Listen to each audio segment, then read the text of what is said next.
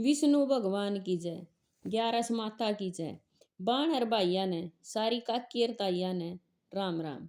आज हम पो महीने की चांदनी 11 के व्रत की कहानी और यू व्रत क्यों कर करया करें इसके बारे में जानेंगे। इस व्रत ने पुत्रदा एकादशी व्रत भी कया करें। इस व्रत ने भगवान विष्णु की पूजा करनी चाहिए। तड़के बखत उठ के नहा धोकर भगवान विष्णु और माता लक्ष्मी की पूजा करनी चाहिए। तुलसी 1-2 फूल पूजा में भगवान आगे चढ़ा देने चाहिए। गेल की गेल कहानी भी सुन लेनी चाहिए। अगले दिन तड़की नहा धोकर व्रत खोलना चाहिए। इस व्रत करने तय संतान प्राप्त हो से घर बार में सुख शांति आवेगी और शास्त्रा के कहे अनुसार पुण्य भी प्राप्त होया करे। चालो इव ध्यान तय कहानी सुनेंगे। एक बार महाराज युधिष्ठिर ने कृष्ण पर पूछा, ए भगवान कृष्ण, आपने सफला गैस की महत्ता बताकर घनी कृपा करी। हे प्रभु, इब पो महीने की चांदनी 11 का के नाम है और उस दिन कौन से देवता ने पूजा करें, न्यू भी बता दो। भगवान श्री कृष्ण बोले, हे राजन, इस 11 ने पुत्रदा 11 कया करें।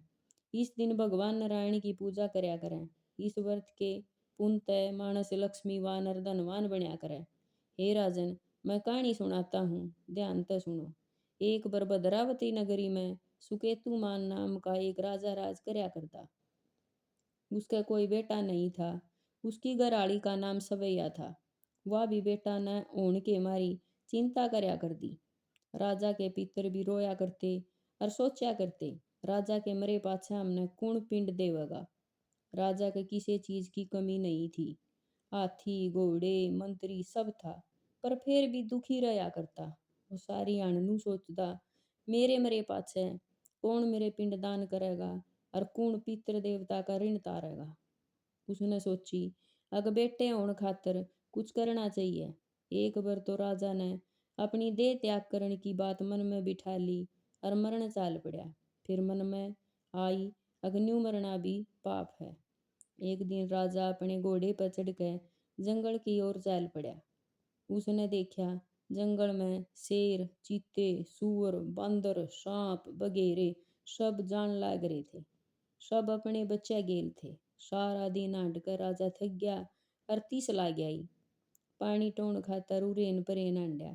थोड़ी दूर राजा ने एक तालाब देखा। उसमें कमल खिल रहे थे। सारस, हंस, मगरमच्छ भी थे।